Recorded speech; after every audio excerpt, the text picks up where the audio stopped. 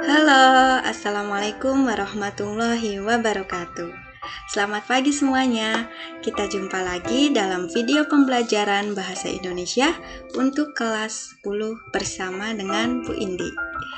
Nah, baik, sebelum kita memulai pembelajaran pada pagi hari ini, ada baiknya kita berdoa terlebih dahulu. Mari kita sama-sama berdoa. Berdoa dimulai.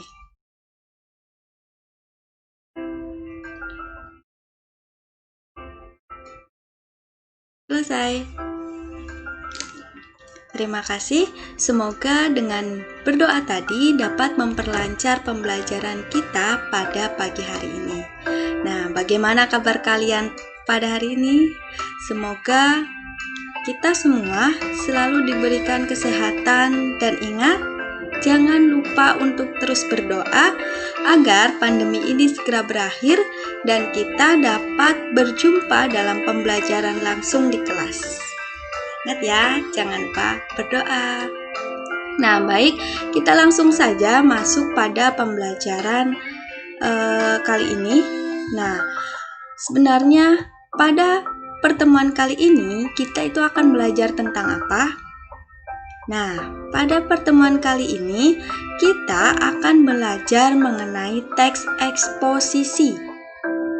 Berbeda dengan pertemuan sebelumnya yang telah kita bahas, yang telah kita pelajari, yaitu teks laporan hasil observasi. Nah, pada pertemuan kali ini kita akan mempelajari materi yang baru, yaitu materi tentang teks eksposisi. Nah, seperti yang sudah kita bahas pada pertemuan di awal, bahwa setelah materi teks laporan hasil observasi, materi yang selanjutnya akan kita bahas adalah teks eksposisi. Nah, apa sih teks eksposisi itu? Apa itu teks eksposisi? Mungkin beberapa dari kalian ada yang sudah mengetahui apa itu teks eksposisi, baik pada jenjang kelas sebelumnya ataupun kalian sudah mencoba belajar sendiri terlebih dahulu di buku yang filenya sudah Ibu berikan. Di situ sudah ada teks eksposisi itu seperti apa. Apa itu teks eksposisi? Nah, di pembelajaran kali ini kita akan mempelajari teks eksposisi ini dari dua materi. Ada dua materi yang akan kita pelajari pada pertemuan kali ini. Apa saja itu materinya? Yang pertama, ini yang akan kita pelajari adalah makna tersendiri dari teks eksposisi. Apakah maknanya ini sama dengan teks LHO yang sudah kita pelajari pada pertemuan sebelumnya atau berbeda? Nah, yang kedua, itu dari segi isinya. Teks eksposisi ini berisi tentang apa? Itu yang akan kita pelajari pada pertemuan kali ini, yaitu makna dan isi dari teks eksposisi. Baik, langsung saja kita masuk pada bagian yang pertama, makna teks eksposisi. Adakah yang sudah mengetahuinya? Teks eksposisi ini teks yang berisi tentang apa? Nah, teks eksposisi ini merupakan teks yang berbentuk karangan yang memaparkan suatu gagasan atau mengupas suatu masalah dengan menggunakan fakta dan alasan yang logis. Secara apa? Secara singkat, padat, serta akurat. Nah, ini adalah pengertian secara garis besar dari teks eksposisi. Nah, di layar Ibu beri warna merah untuk beberapa kata. Yang pertama itu karangan. Karangan ini apa? Karangan ini berupa tulisan yang ditulis oleh seseorang. Nah, karangan ini atau tulisan ini isinya tuh tentang apa? Isinya tentang pemaparan atau penjelasan suatu gagasan. Gagasan ini apa? Gagasan adalah ide yang didapatkan atau ide yang ada dari sang penulis untuk menulis suatu karangan, untuk membuat suatu tulisan. Nah, isi gagasannya ini tujuannya itu untuk apa? Mengupas suatu masalah dengan menggunakan fakta dan alasan yang logis. Jadi, idenya ini yang ada itu berisi tentang mengupas masalah, tentang penjelasan atau penyelesaian suatu masalah. Nah, dalam menyelesaikan suatu masalahnya dari gagasan itu harus menggunakan fakta dan alasan yang logis. Fakta-fakta ini disajikan dalam kalimat fakta. Apa itu kalimat fakta? Ciri dari kalimat fakta yang paling menonjol adalah digunakannya angka dalam kalimatnya. Misalkan, gagasannya adalah tentang bahaya narkoba. Nah, untuk idenya adalah tentang bahaya narkoba. Yang akan dibuat karangan teks eksposisi adalah bahaya narkoba. Nah, bagaimana idenya untuk menyelesaikan masalah dari bahaya narkoba ini? Kita gunakan fakta-faktanya. Misalkan, berdasarkan fakta dari mana? Itu terdapat di Indonesia terdapat 51.918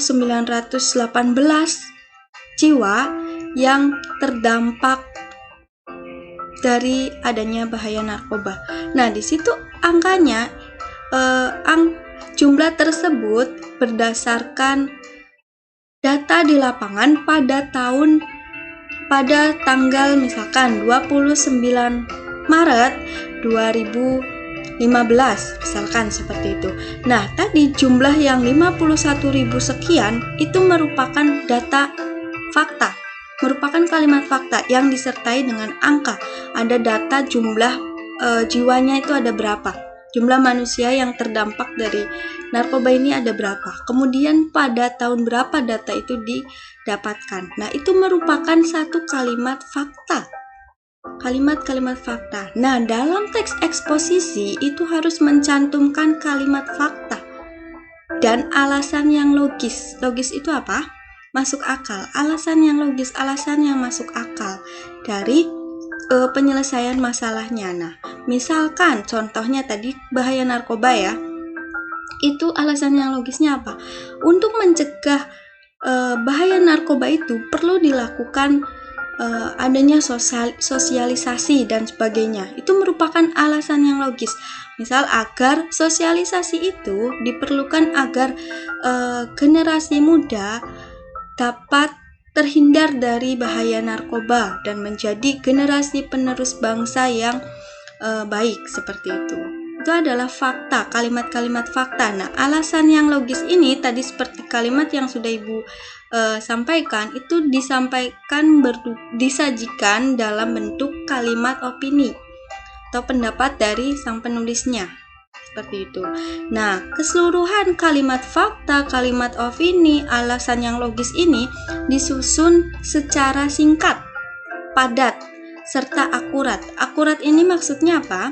Akurat ini maksudnya apa yang disampaikan penulis, apa yang ditulis oleh penulis, gagasannya itu merupakan gagasan yang dapat dipertanggungjawabkan kebenarannya.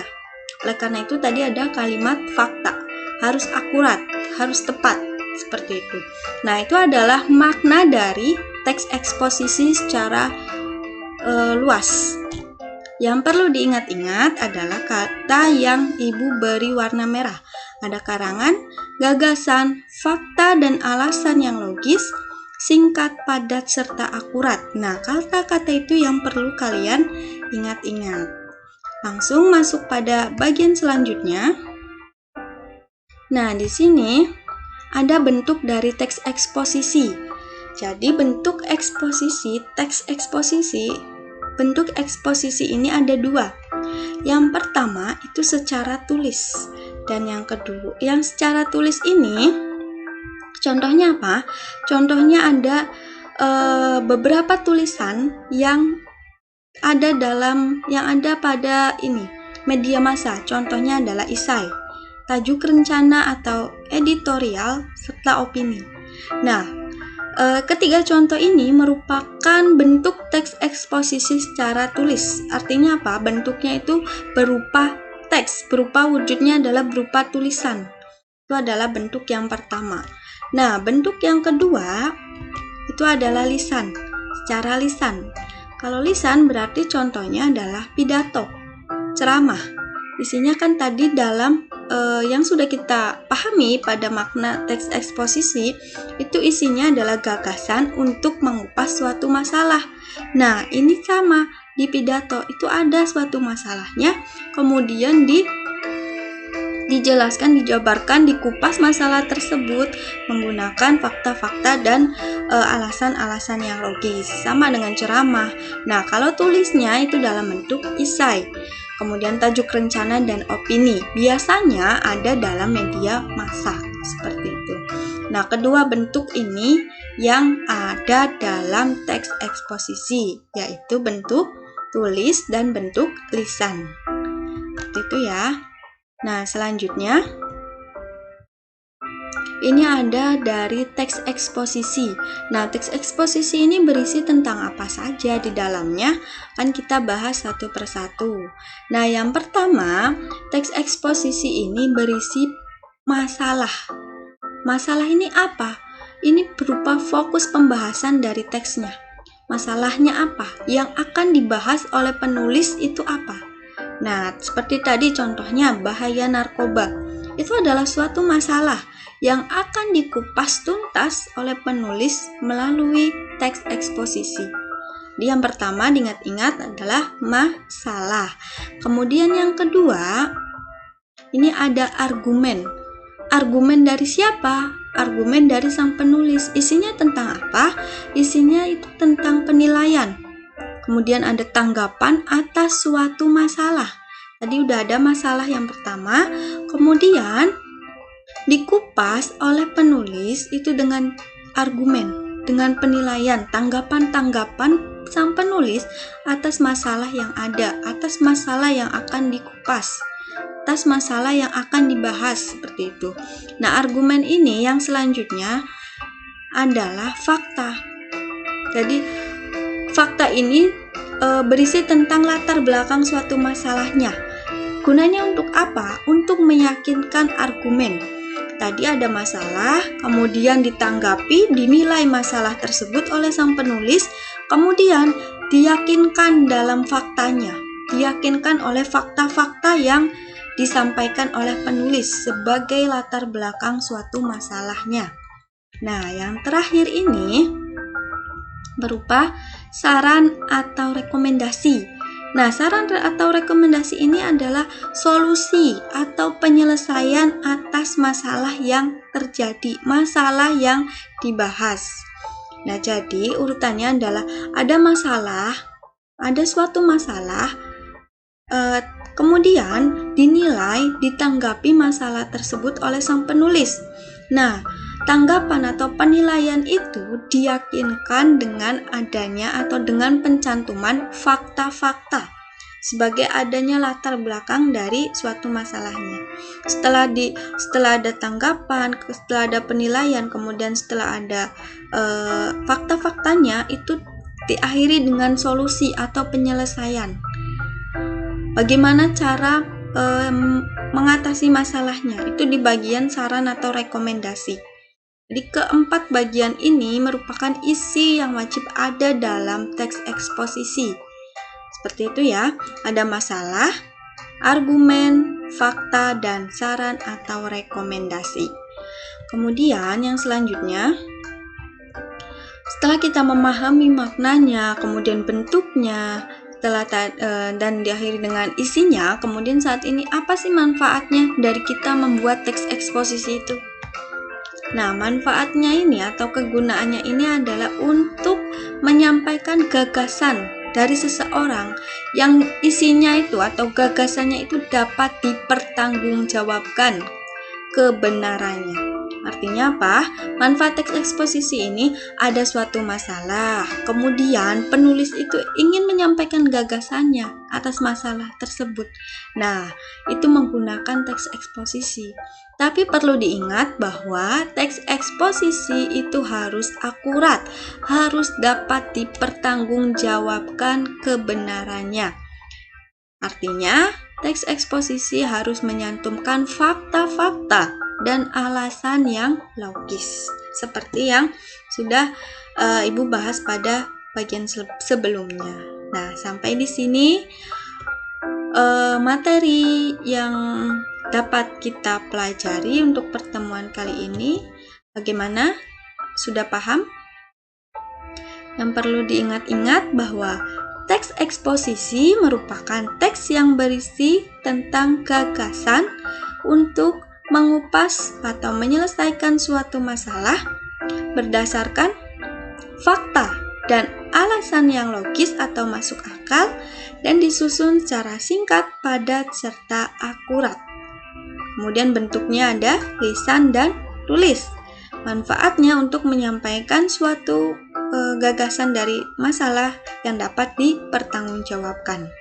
Itu yang kita pelajari pada pagi hari ini.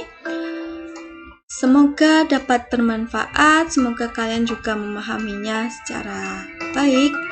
Ingat-ingat bahwa apapun materinya, apapun pelajarannya, silakan belajar dengan tekun dan ikhlas. Karena apa? Karena tanpa ketekunan dan keikhlasan, manfaat belajar tak akan mungkin terasa. Jadi kalian tetap harus tekun dan ikhlas agar apa yang kalian pelajari selama ini dapat kalian rasakan manfaatnya, baik untuk saat ini maupun untuk kedepannya. Baik, sampai di sini pembelajaran kita pada pagi hari ini. Atas kesalahan pengucapan Ibu ataupun hal lain, Ibu mohon maaf yang sebesar-besarnya. Semoga apa yang kita pelajari pada pagi hari ini dapat bermanfaat. Terima kasih. Mari kita akhiri dengan membaca hamdalah bersama-sama. Alhamdulillahirrabbilalamin.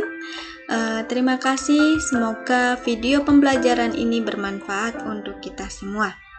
Sampai jumpa pada video pembelajaran selanjutnya. Tetap semangat belajar, tetap jaga kesehatan. Terima kasih. Wassalamualaikum warahmatullahi wabarakatuh.